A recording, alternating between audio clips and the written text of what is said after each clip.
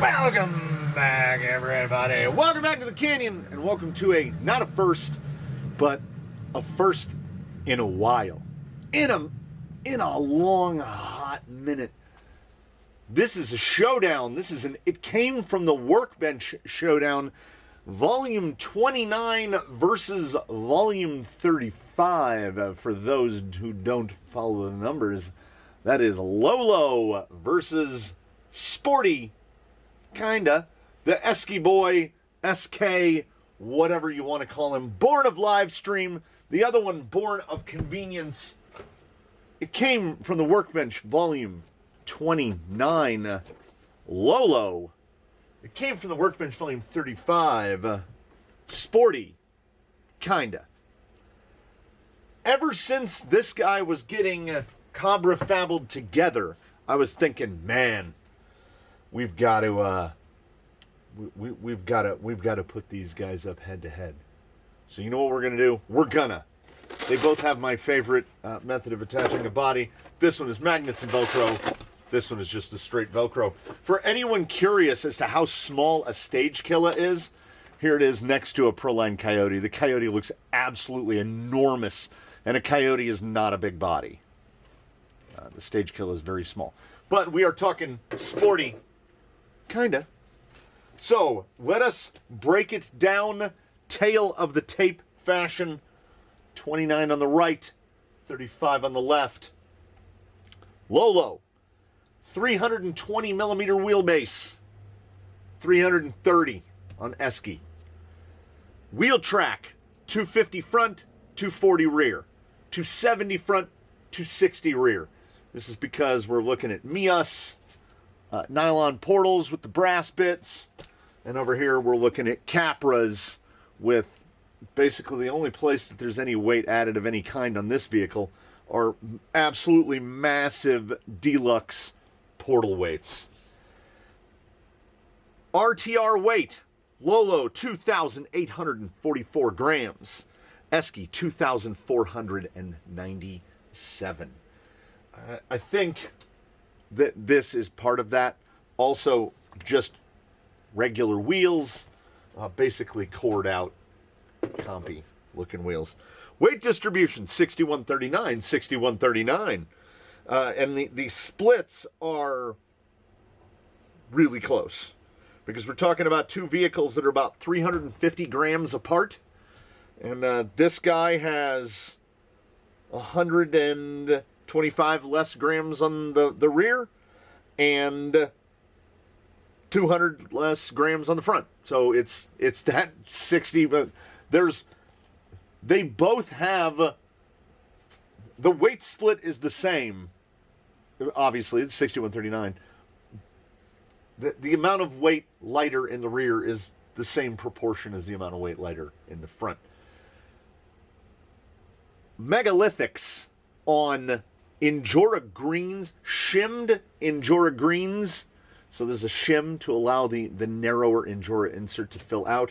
These are 1.9 ruptures stretched onto a 2.2 wheel, and they are fitted with just the stock, standard J-Concepts, single stage, open cell foam. The chassis on LoLo is a cut down, older, I'm probably going to get this wrong.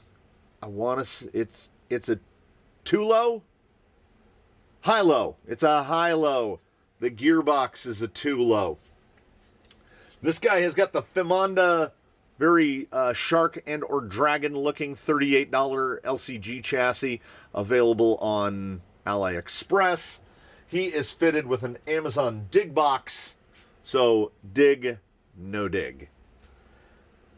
But a Capra axle. Capras have a decent steer angle.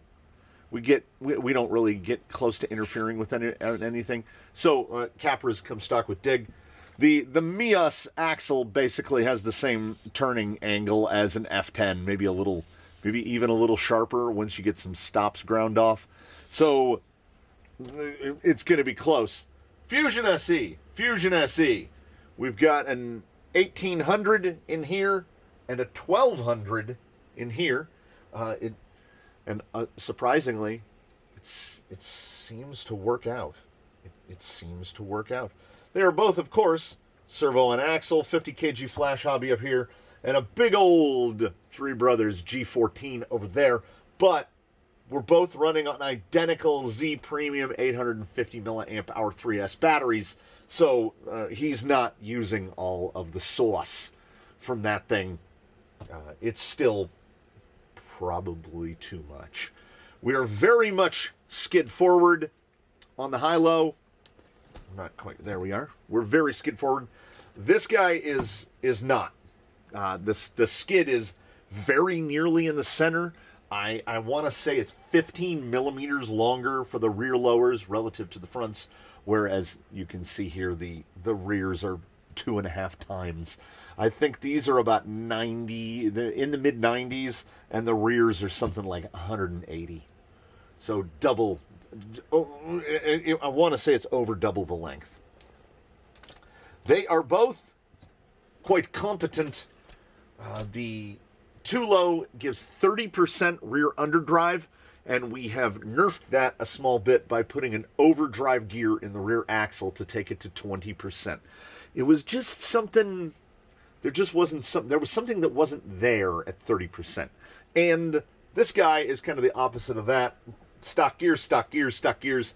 He's got the wild portal gears, which, depending on who you listen to and what you read, it's either 35, 36, 37% front overdrive, which is, I think, why he can get away with a 1200 when he's on an 1800, because we are cranking those front wheels. So it's J Concepts versus J Concepts, Fusion versus Fusion. Radio Links, it's the RC4 for him. He's on an RC6 until we do a build that requires an RC6, at which point the RC4 that was purchased for him that's still in this box, the RC6 was sitting right there. I wasn't going to unbox one when we had a radio already out. There's absolutely no reason for him to be on an RC6. He's never going to need more than 3 channels, and he's never going to need more than 2. So, we've got, by Canyon standards, 2 pretty lightweight boys. We got carbon chassis, we've got portal axles, we've got fusions, we've got a very similar but potentially dissimilar things. These rigs have both proven to be pretty darn capable. So, I can't see anything else to do but take them out and play a round of 9-ball. We are most likely going to restrict this to the front 9 at anomaly, and we are going to do it gate by gate. And we are not even going to do the spinner. We are going to let the elder statesman go first. But, so this is how it's going to break down. 29, 35. 29 is going to go first on gate 1. Gate 1 doesn't even really matter. It's kind of almost an advantage. The balls, the tippily, toppily, wibbly, wobbly, roll-away balls at Gate 1 are marked practice because Gate 1 is a particularly easy gate to pass through. He is going to run first at Gate 1. He is going to run first at Gate 2. 3, 4, 5, 6, 7, 8, 9. See how it works? We are going to run it gate by gate and point by point, so this will not be a total point score for the day. It will be scored by gate. And there are an odd number of gates, so, provided that the universe does not throw a wrench into the proverbial works, someone should come away a winner and or loser. But we're going to see. They are similarly capable, but I must confess, I have never driven the 2 of these, one immediately after the other. So it is going to be a learning experience for us one and all. The course should be wonderful and sunny. We will get cameras set up, and we will get this thing running. Not a first, but a first in a while. Head-to-head. 29 versus 35. LoLo versus Eskee. Playing a game of 9-ball. Let's see what happens. So the way it works here in California is it rains for 2 days every other month, and we complain about it incessantly. And then within 48 hours of the rain stopping, it's almost as if it never rained. It hasn't been 48 hours yet, so it's a little moist. The rocks are very dry. We should have no problem here on the rocks. Let him pull up across here, not a problem there. Gate 1 is a formality gate. It's the starting gate. We leave it pretty easy, and it's really about positioning yourself for gate 2. But we have to put him out of the way so that Eskee has room. There's definitely a difference in volume output. We're gonna see if that added width, front and or rear, make any difference. Yeah, you can see that big overdrive right there. Not wildly easier. It wasn't mind-blowing how much easier it was, but it definitely felt different. Not better or worse, just different. Gate 2, Ladybug. Because the upper ball has a ladybug on it and the lower ball says lady, so they are paired together. If you've got things that get in the way, like fenders, for instance, gate 2 will give you a bit of a headache. Also, if you have a CG that is even remotely up, this will also give you some issues right about here. If you're not Eskee, or I'm assuming how LoLo is going to do, if you're not sitting down this low, there's a chance that your rear tire will slide down. There's a lot of weight transfer going on right there. The rear tire will slide down and knock Lady off the post. Not the case here. We're going to get to the gates that give me hassle routinely. Let's see here. Got to stay a little high. I'm going to see if that weight transfers down. Nope. Staying pretty low right there. Mind you, Eskee's got almost double the torque. I guess we'd call it torque split, underdrive, overdrive differential, 37 to 20. They felt very, very similar right there, which on some level is surprising. You may begin to notice something relatively thematic here at Front 9, which is gates that require real side hill attitude, including gates like this one, which force you to turn up at a location where you don't want to turn up, because it's going to transfer load to the wheel you don't want load transferred to. But megalithics, this is a pocket combo test, megalithic versus rupture. They have a very similar profile. Now see the steer angle here, we should be able to cut back before we hit 4, before we hit Judy, Judy, Judy, and yes, we do. So far, I have run this enough. This is why I would be banned or barred from any competition on these particular courses. I have run these a couple times, let's say, just a few times. Not together, not in immediate proximity. Yeah, his front end feels more shoved down. I've not yet noticed the width. Okay, the rear feels like it's going a little light on me. I need to pull it up a little more. Yeah, there was a hair of a slide there.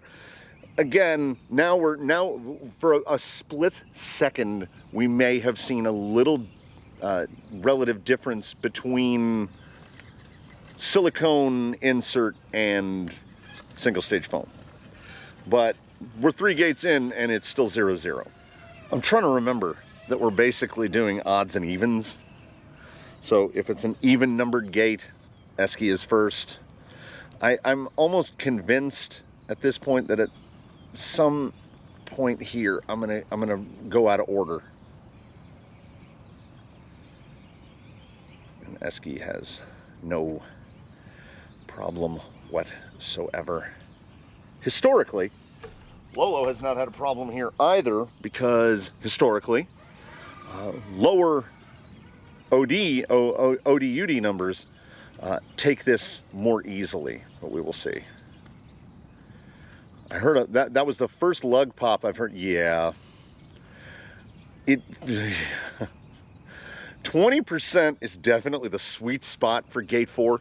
They made this look astonishingly easy. Again, I give that back to, I've done this a couple times. Wait until you see if they're both clean at 6. Let me tell you what is not a great transmitter stand. Convenient in just grabbing it. 6-gallon bucket.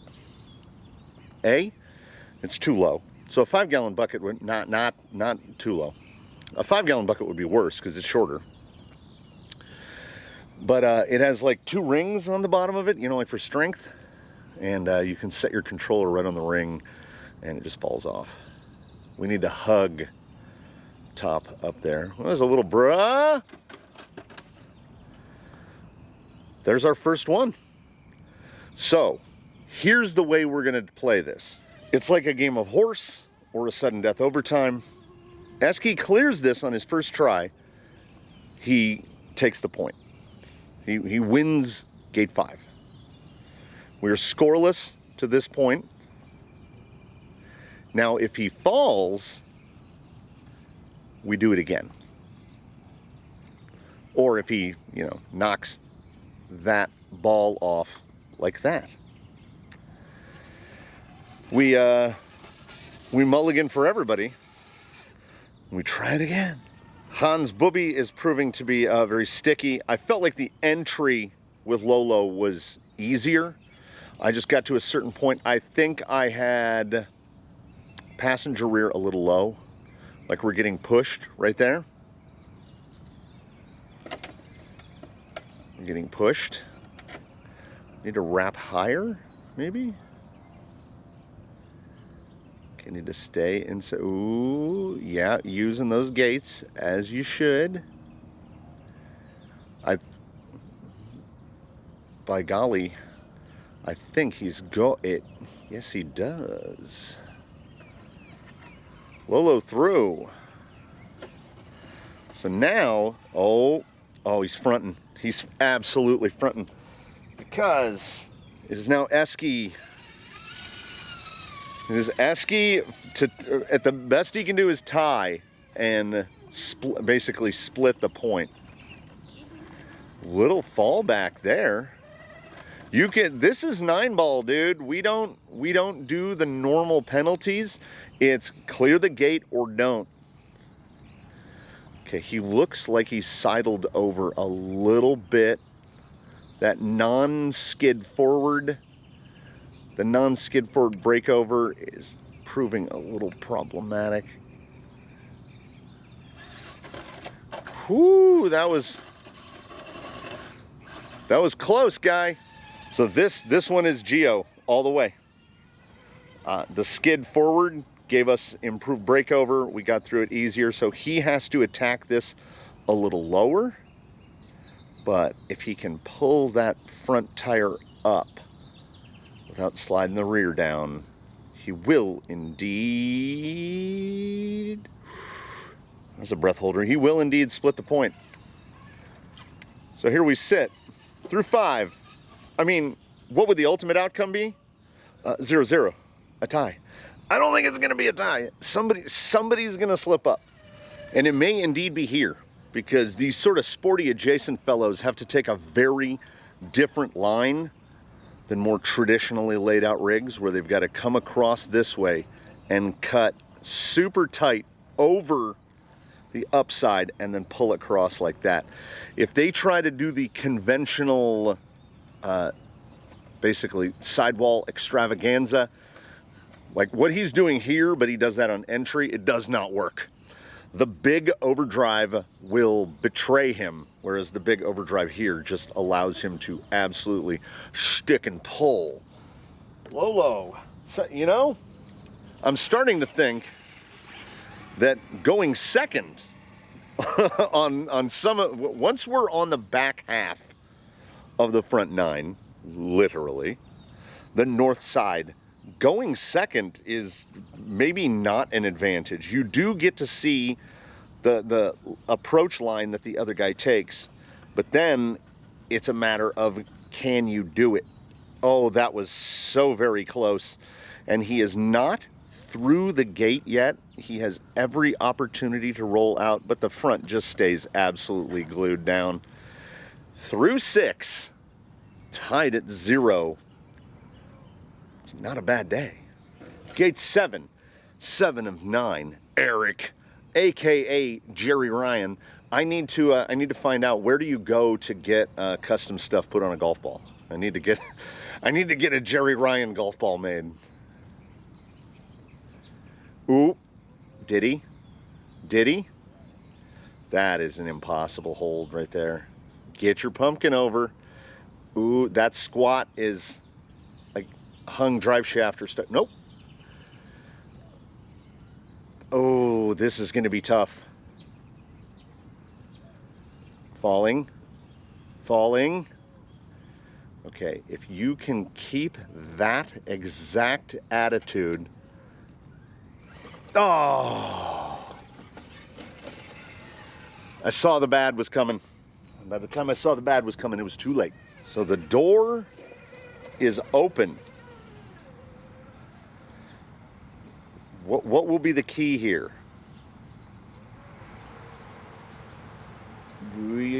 Oh, he just... I am feeling the overdrive. Like a lot. That... Yeah, we've got some mechanical stickiness, but other, you know, once we get clear, that was not difficult for him at all. 7 of 9 is Eskee's gate. He blasted that.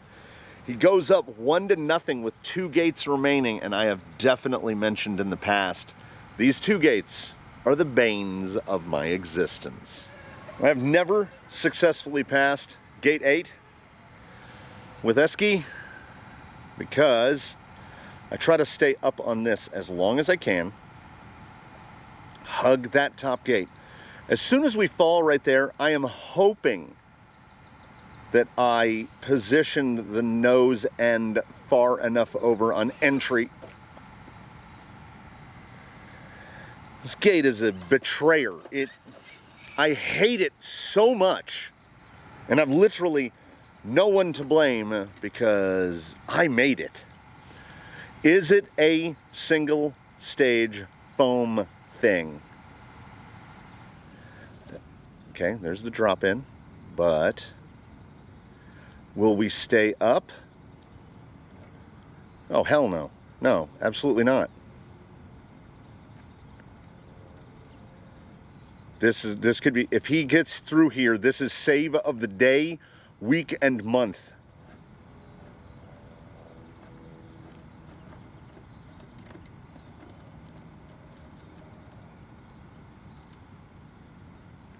Unreal.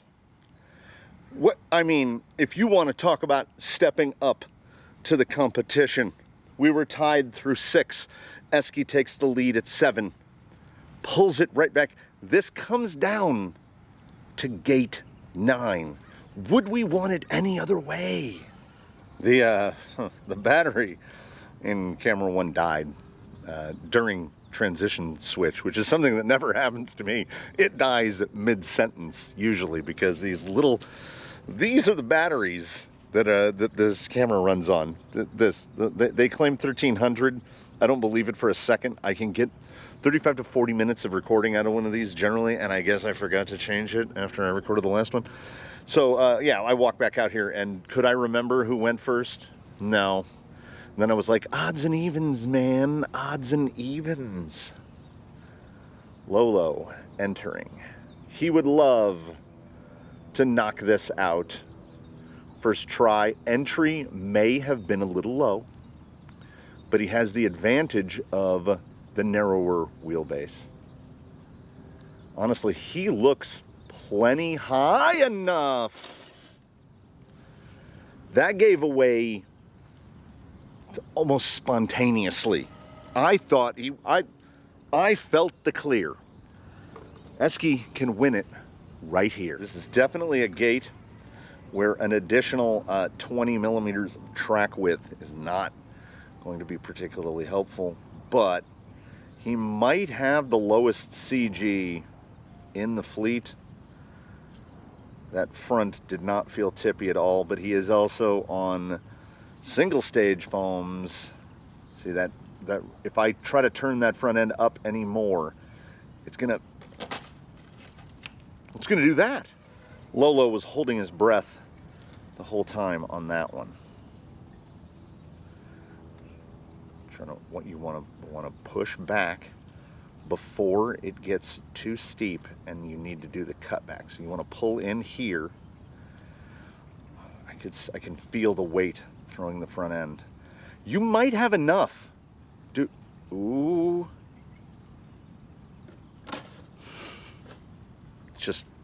It just goes away. In this potentially Sisyphean game of horse, just keep going. Oh, that got loose. We just keep going until somebody pulls through. What we might have to do here, okay.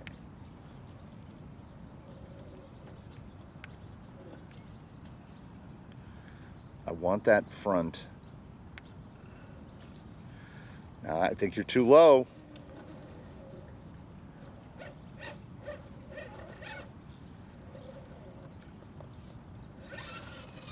It was the first knock without a roll, though. One of these guys is going to figure out the approach. Okay, that's in pretty nice. That looks like good placement of driver rear. Front end there, nice. Okay, but right there, this is unstoppable. By the time that roll initiates, there's no predicting it. There has to be a statute of limitations here. Like, how many attempts do we get before it's just a draw? That is bad. I don't know if he's not even going to make the entry on that.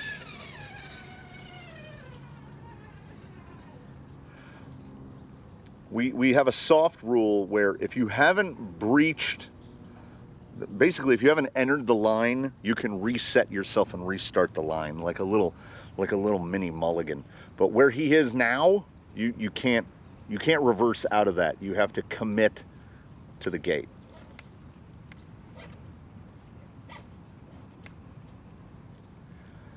That front, that passenger front needs to do something for us. I feel like it's good right there, but it's not going to be good. You can watch that tire just gliding closer and closer. No. He's committed to doom here.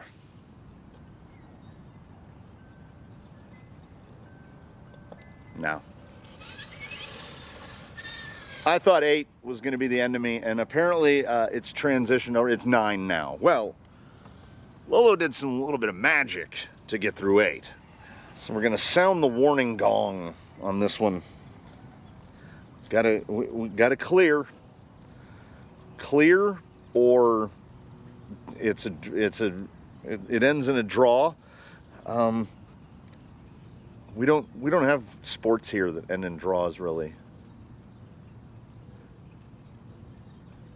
But let me just end up where we. I feel like we're lapsing into insanity. We're just trying the same thing over and over again, expecting a different result.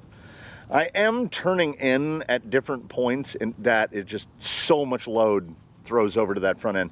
Look at the angle on that driver rear. It's well clear, right?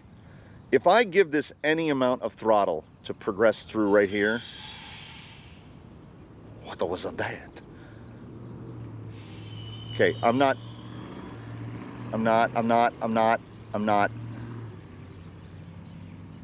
Tuck it back. Don't roll. Don't roll. When you start talking about draws, LoLo doesn't like a draw. LoLo doesn't want to draw.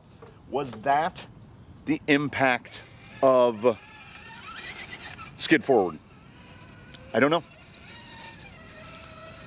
But LoLo is moments away.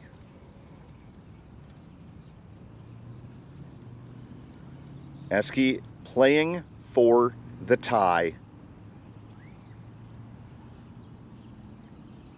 of the single stage foam's going to betray him. He doesn't have that quick snap out that LoLo has because his body weighs nothing. That dig won't set it down because we have weight, the cross weight, we can't cross it over enough.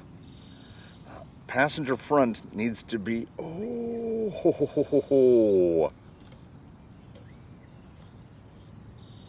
needs to be higher, needs to be higher.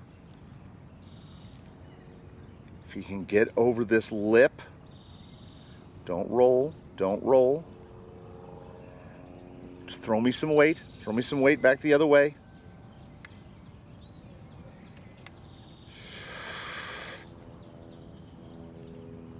It's a soft, there it is. You see it hanging. You see it hanging. This, ladies and gentlemen, you've witnessed, this is how it's gonna end. He is too into that. And it is off. The lug was holding it on. Battle at the front nine. LoLo versus Eskee. 29 versus 35. As absolutely close as we could hope for. If we break it on down, 2 points to 1, 2 gates to 1, and the decider was gate 9.